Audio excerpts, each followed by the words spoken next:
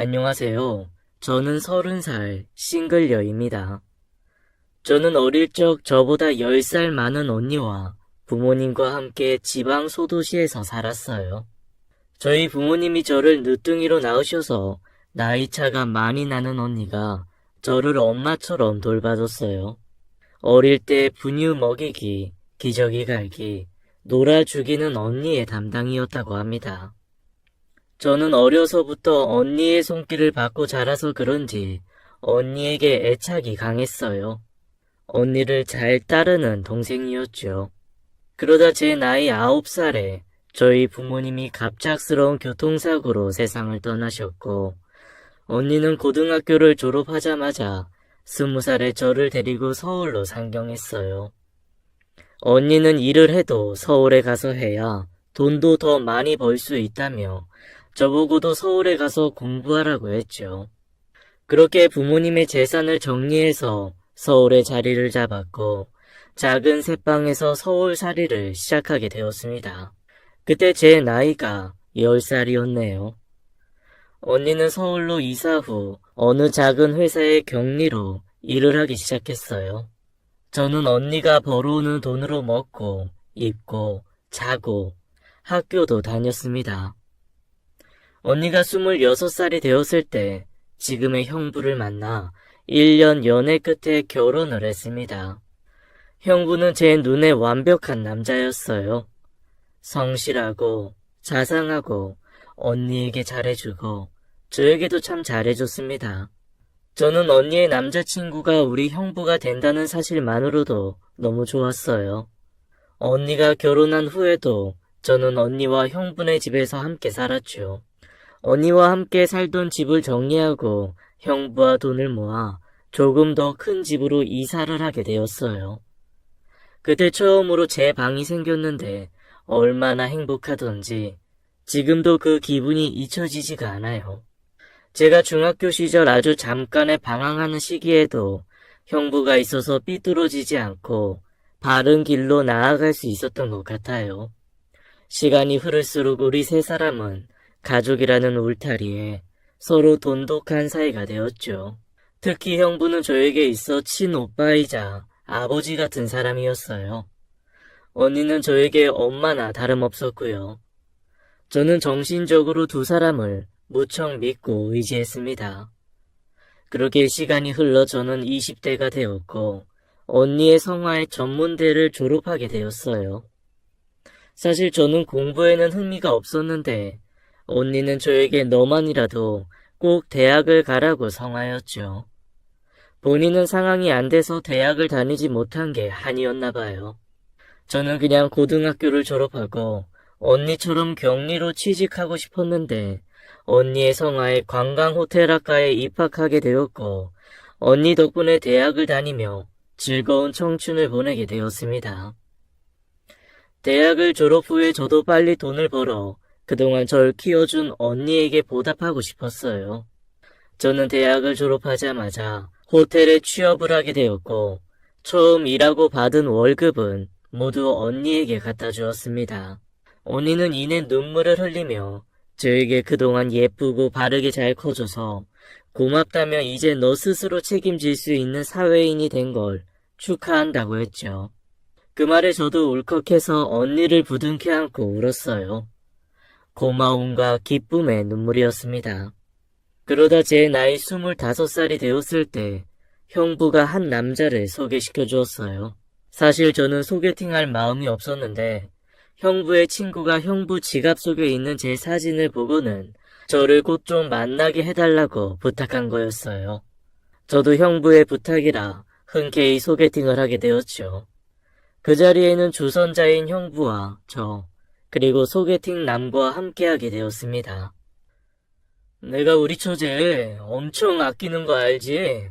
내가 큰맘 먹고 소개시켜주는 거니까 진짜 잘해라. 알았어. 아이 말 안 해도 잘할 거니까 넌 걱정하지 말고 그만 가봐. 그런데 그때 갑자기 저희 언니가 소개팅하던 카페로 들어오더니 형부에게 화를 내더군요. 당신 내가 지수 소개팅 해주지 말라고 했지? 형주씨 미안해요. 제 동생 데리고 갈게요. 언니는 제 손을 잡아 끌고 카페 밖으로 나왔습니다. 저는 언니의 손을 뿌리치며 도대체 왜 그러냐고 물었죠. 지수야, 언니 저 사람 무서워. 눈빛이 무섭다고. 언니는 네가 저 사람 말고 더 좋은 다른 사람 만났으면 좋겠어. 평소 사람 겉모습만 보고 판단하면 안 된다고 말했던 언니가 형주 씨를 외모만 보고 나쁘게 평가하니 좀 아이러니하더라고요.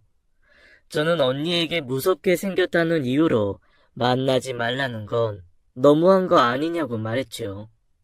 언니는 제 말에 더 화를 내며 만나지 말라면 만나지 마! 라고 단호하게 말했습니다. 언니의 강압적인 말투에 오히려 더 반발심이 생겨 너무 간섭하는 거 아니냐며 언니에게 대들었죠. 그러자 언니는 간섭? 내가 너한테 이 정도도 못하니? 라고 하더군요. 결국 전 언니의 말에 마음이 상해서 됐다며 내 마음대로 하겠다고 하고는 그 자리를 떠났습니다. 그렇게 언니와 헤어진 후 집에 돌아와 보니 그 남자에게서 전화와 문자가 잔뜩 와 있었습니다. 저는 오늘 일을 미안해하며 사과했죠. 그런데 그 남자는 언니가 절 많이 사랑해서 그런 것 같다면서 이해해주고 웃어 넘기더라고요. 그 후로 저는 그와 자주 연락을 하며 지냈고 언니 몰래 밖에서 만나기도 했습니다. 그는 참 귀여운 사람이었어요. 제 앞에서 실수도 하고 부끄러워하면서 저를 많이 좋아하는 게 온전히 느껴졌습니다. 저와 나이 차가 띠동갑만큼 나는 사람이었는데 저런 순수한 모습에 저도 그에게 마음을 열게 되었죠. 그렇게 몰래 연애를 한 지 1년이 넘어갈 즈음 언니에게 그 사람을 데리고 와서 결혼을 하고 싶다고 이야기했고 언니는 절대 안 된다며 언니는 허락 못한다고 했죠. 그때 형부가 제 편에 서서 여보, 형주게 괜찮은 놈이야. 일도 성실하게 하고 성격도 좋고 그리고 무엇보다 형주가 지수 정말 많이 사랑해. 언니는 형부까지 거들자 마지못해 저희 두 사람의 결혼을 허락해 주었네요. 그렇게 저도 형주 씨와 결혼한다는 생각에 들뜨고 행복했습니다. 언니가 형부를 만난 것처럼 저도 형부처럼 좋은 사람 만나서 안정적이고 행복한 가정을 꾸리고 싶었죠. 하지만 언니는 결혼식 날도 표정이 어두웠어요. 언니가 그토록 말리는 결혼을 하는 제가 못마땅한 거였죠. 하지만 전 언니의 마음을 애써 모른 척 했습니다. 저는 남편이 총각 때 살던 집에 들어가서 함께 살게 되었어요. 결혼의 환상이 컸던 저는 아침이면 그에게 맛있는 아침 식사를 차려주고 매 끼니 그가 좋아하는 음식들도 상을 차려주었습니다. 그도 그런 저에게 고마워했죠. 그는 평소 일을 마치고 오면 씻고 밥 먹고 저와 TV 좀 보다가 게임을 하는 게 일상이었습니다. 정말 평범하고 평온했죠. 딱 제가 꿈꾸던 이상적인 가정의 모습이었어요. 그러던 어느 날 남편이 안방에서 미친 사람처럼 소리를 질렀습니다. 여보 무슨 일이야? 왜 그래? 됐어. 됐다고. 되긴 뭐가 됐다는 거야? 복권 당첨됐다고. 1등 됐다고. 여보, 이제 내가 여보 호강시켜줄게. 그날 남편은 절 꼭 안아줬고 그날부터 행복의 나날이 시작될 줄만 알았어요. 돈이 없던 사람이 갑자기 돈이 많아지면 그 사람의 본성이 나온다고 했던가요? 남편은 로또 당첨금을 수령하자마자 일을 그만둬 버렸어요. 평소 안 잊고 깨 굴던 상사 책상에 커피를 잔뜩 부으며 사표를 얼굴에 내던졌다네요. 신나게 얘기하는 남편을 보는데 저는 속으로 그건 좀 아닌 것 같다는 생각이 들었죠. 이 사람이 원래 이런 사람이었나 싶었습니다. 그 후로 남편은 집에서 게임만 하기 시작했어요. 술, 담배, 게임. 이 세 가지가 이 남자 인생의 전부였죠. 게임에 많은 돈을 쏟아부었고 게임 속에서 자기 마음대로 한다면 고가의 아이템을 사기 시작했습니다. 저는 태어나서 게임 아이템이 이렇게 비싼 건지 몰랐어요. 무려 3천만 원짜리 아이템을 산 남편을 보자 저도 인내심의 한계가 다다랐고 결국 남편에게 잔소리를 하게 되었죠.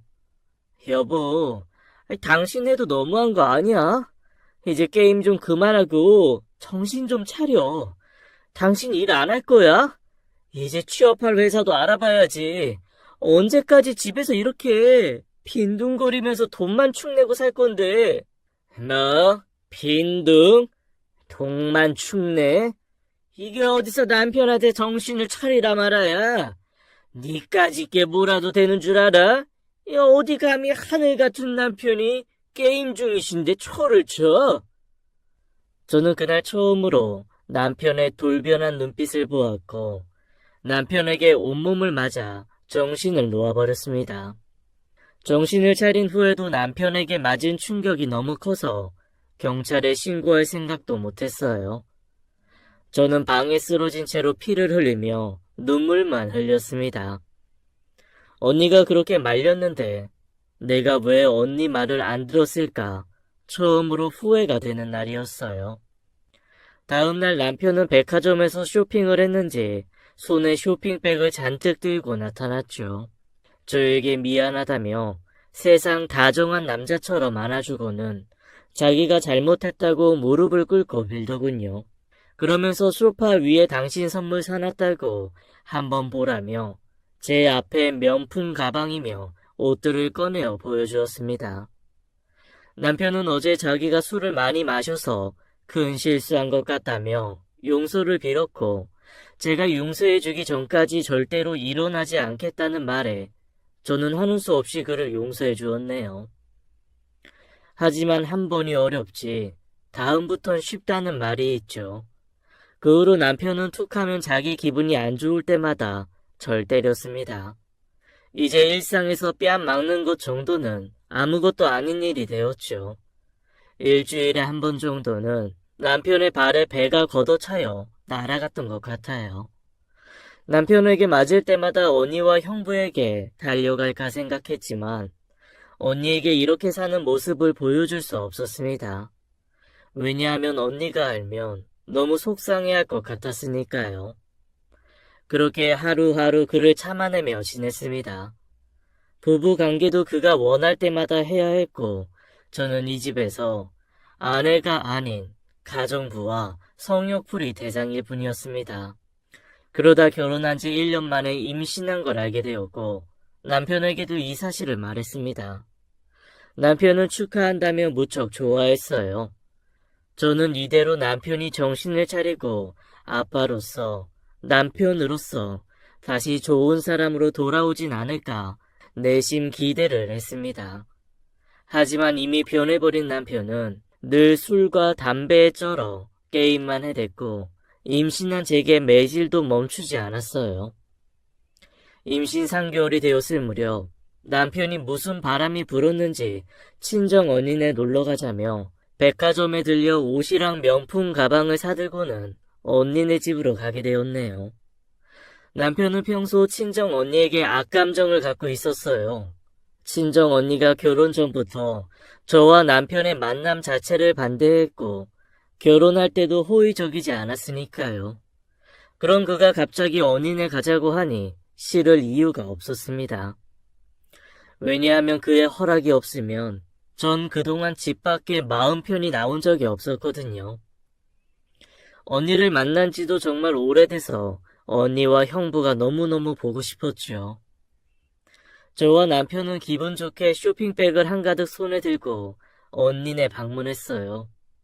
하지만 언니는 선물을 사들고 와 거들먹거리는 남편의 모습을 보고는 못마땅해 했습니다. 제부, 로또 됐다고 돈 너무 막 쓰는 거 아니에요? 이제 저축도 하고 일도 시작해야죠. 아우 진짜 저축. 처형, 볼 때마다 그 말 좀 그만할 수 없어요? 이래서 가난한 것들은 티가 난다니까. 뭐라고요? 야 김영주, 너 말이 너무 심한 거 아니야? 당장 사과하지 못해? 야, 임마. 너도 그래. 처형이 쥐꼬리만한 월급 받아오는데 도대체 언제까지 처형한테 빨대 꽂고 살래? 넌 쪽팔리지도 않냐? 뭐, 이 자식아? 당장 나가. 당장! 내 집에서 당장 꺼지라고! 언니, 대체 왜 그래? 이가 언니 생각해서 이렇게 사왔는데, 언니 너무하는 거 아니야? 뭐, 너무해? 너도 정신 차려, 이거사. 너도 당장 나가. 이제 우리 집에 올 생각도 하지 마. 누가 오고 싶대? 나도 이제 여기 안 와. 그날 제 남편 때문에 저와 언니는 말다툼을 했고, 그렇게 서로 의절한 채 헤어졌습니다. 그동안 언니와 왕래를 못해서 몰랐는데, 형부가 직장에서 실직한 바람에 4개월째 백수로 지내고 있었다네요. 제 남편이 형부에게 그런 막말을 쏟아내자 언니가 당연히 화낼 만했죠. 저도 그런 제 남편이 정말 미치도록 너무 미웠습니다. 저는 집으로 돌아와 제 친정 식구를 무시한 남편에게 화가 나 대들었죠. 당신 해도 너무하는 거 아니야? 언니랑 형부한테 어떻게 그런 말을 할 수 있어? 나 이제 당신이랑 못 살겠어. 우리 이혼해. 뭐? 이혼? 이게 어디서 이혼 타령이야? 저는 그날 이혼 이야기를 꺼냈다가 지금껏 맞은 것 중에서 가장 심하게 맞았고, 이러다 내가 죽을 수도 있겠다는 생각이 들었습니다. 남편에게 심하게 배가 짓이겨졌고, 저는 다리 사이로 피가 줄줄 흐르는 걸 보았죠. 그렇게 제 첫 아이는 유산되었어요. 저는 병원으로 실려갔고, 병원에서는 가정폭력 정황이 의심된다며 신고하려 하였죠. 하지만 전 계단에서 구른 거라고 거짓말을 해야 했어요. 그렇지 않으면 남편이 당장 언니와 형부를 찾아가 전부 죽이겠다고 했으니까요. 남편은 병원에서 세상 다정한 남편인 척 연기했습니다. 전 아이를 잃은 슬픔도 컸지만 병원에 있는 동안만이라도 남편에게서 해방된 기분에 한편으론 마음이 편했네요.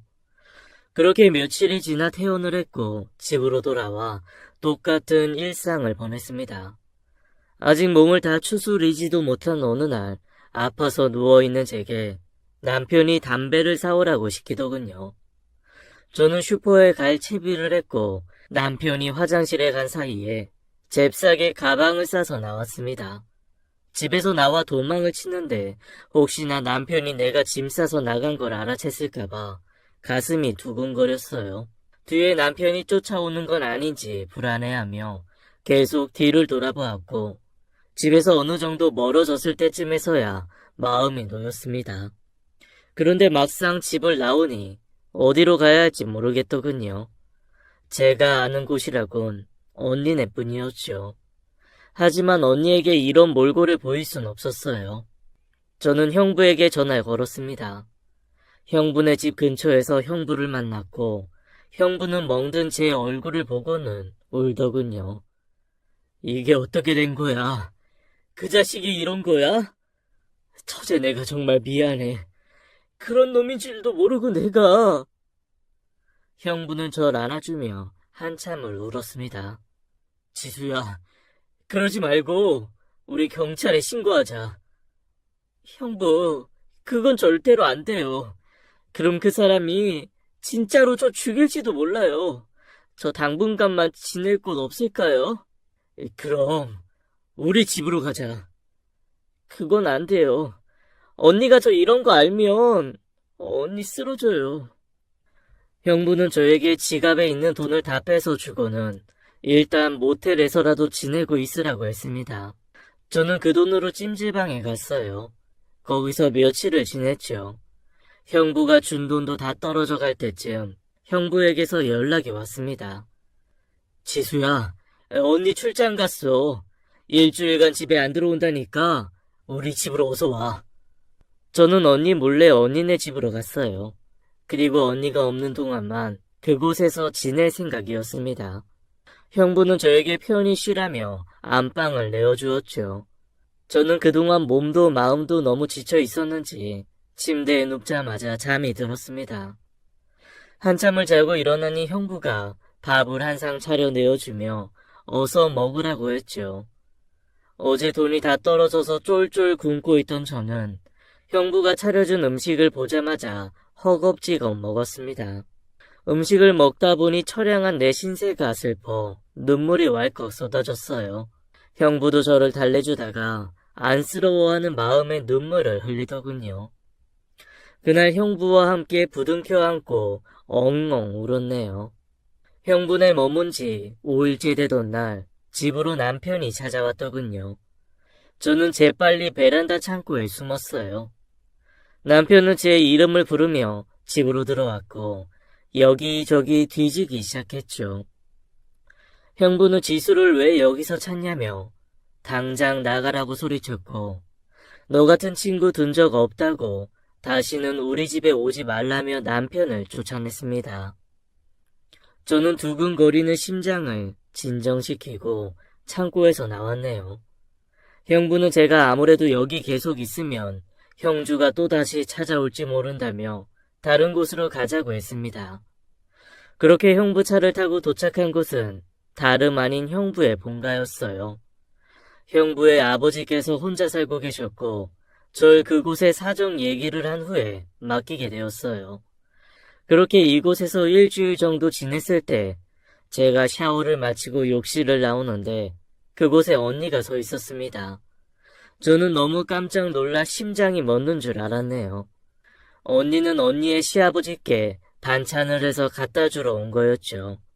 저와 마주친 언니도 저 못지않게 깜짝 놀라며 네가 왜 거기서 나와? 라고 물었습니다. 그때 시아버지가 어리둥절해 하시며 사돈 처녀 우리 집에 와 있기로 한 거 너도 다 알고 있는 거 아니었냐며 얘기하셨죠. 그때 마침 형부가 들어왔습니다. 형부는 당황하며 횡설수설 상황을 설명하려 했지만 언니는 시아버지께 다음에 찾아뵙겠다며 인사를 하고는 저와 형부를 끌고 나갔죠. 형부는 저에게 처제, 우리 이제 그냥 다 말하자 라고 했고 저는 안 된다고 우겼어요. 언니는 저희 둘을 보며 황당해하며 한편 화도 나 있었죠. 동생인 제가 형부네 본가에서 살고 있었으니 얼마나 이 상황이 이상하고 이해가 안 됐겠어요. 그런데 그때 제 남편이 걸어오더군요. 어떻게 알았는지 저를 찾으려 형부의 본가까지 찾아온 거였죠. 당신 여기 있었네. 한참 찾았잖아. 지수는 제가 할 말이 있어서 제가 데려갈게요, 저요. 형부는 안 된다며 저를 못 데리고 가게 하려고 막았습니다. 그러자 언니가 그냥 가게 냅둬. 어차피 우리 얼굴 안 보기로 한 애였어. 라고 했고 저는 그렇게 남편 손에 이끌려서 집으로 갔습니다. 집으로 간 저는 미친 사람처럼 소리를 지르고 물건도 집어던졌어요. 여보, 제발 이혼해줘. 당신이랑 더 이상은 같이 못 살겠어. 제발 이혼해달라고. 제발. 뭐? 이혼? 이게 돌았나? 내가 이혼 얘기 2번 다시 꺼내지 말라고 했지? 어디서 감히 이혼 얘기야? 오늘 진짜 죽어볼래? 퍽퍽. 저는 남편에게 또 맞았습니다. 맞으면서 내가 오늘은 진짜 죽을 수도 있겠구나 싶었죠. 저는 더 이상 저항할 힘도 없어 바닥에 쓰러져 남편이 때리면 때리는 대로 다 맞았네요. 그런데 갑자기 현관문 두드리는 소리가 들렸어요. 당장 문 열어! 지수야! 지수야! 쾅쾅쾅쾅 현관문 두드리는 소리가 나자 남편이 문을 열었고 언니가 저에게로 달려와 쓰러져 있는 저를 감싸 안았죠. 지수야, 지수야 괜찮아? 어떡해. 이 몰골이 이게 뭐야. 저놈한테 맞고 사는 거 그동안 왜 숨겼어. 언니한테 얘기를 했어야지. 이렇게 될 때까지 왜 참은 거야. 언니는 저를 부둥켜 안고 오열했습니다. 언니는 저를 내려놓고는 남편 놈에게 소리치며 달려들었어요. 어떻게 애를 이 지경으로 만들 수가 있어. 네가 사람이야? 이 나쁜 놈아! 남편 놈은 언니를 밀쳐버렸고 언니는 바닥에 내팽겨 쳐지며 쓰러졌습니다. 형부는 언니까지 다치게 하자 남편 놈에게 달려들어 몸싸움을 벌였습니다. 취미로 권투를 배웠던 형부는 남편 놈의 턱을 날렸고 남편은 순간 정신을 잃고 쓰러졌어요. 그때 형부가 언니와 저를 챙겨서 차에 태웠고 저희는 경찰서로 향했죠. 그런데 잠깐 기절했던 남편도 깨어나 저희를 뒤쫓아오기 시작했습니다. 저희는 미친 듯이 도망을 갔고 그놈도 미친놈처럼 따라오더군요. 그러다 교차로에서 순간 형부는 속력을 내서 신호를 건넜고 그놈은 빨간불로 바뀐 교차로에 그대로 직진을 했습니다. 결국 우측에서 오던 트럭이 그놈의 차를 들이박았고 남편은 창문 밖으로 튕겨져 나왔죠. 사고가 크게 났고 형부는 갓길에 차를 세우고 내렸습니다. 저도 덜덜 떨며 내렸고 그놈이 쓰러져 있는 곳으로 갔죠. 트럭 기사는 재수온 붙었다며 욕을 해대고는 119가 아닌 보험회사에 먼저 전화를 걸더군요. 어느 정도 의식이 남아있던 그놈은 제 다리를 붙잡고는 아주 작은 목소리로 말했습니다. 제발 구급차 좀 불러줘. 부탁이야 여보. 살고 싶으면 잘못했다고 빌어. 라고 조용히 속삭였습니다. 잘못했으니까 빨리. 저는 그동안의 서름이 복받쳐 눈물을 흘리며 아주 천천히 구급차를 불렀습니다.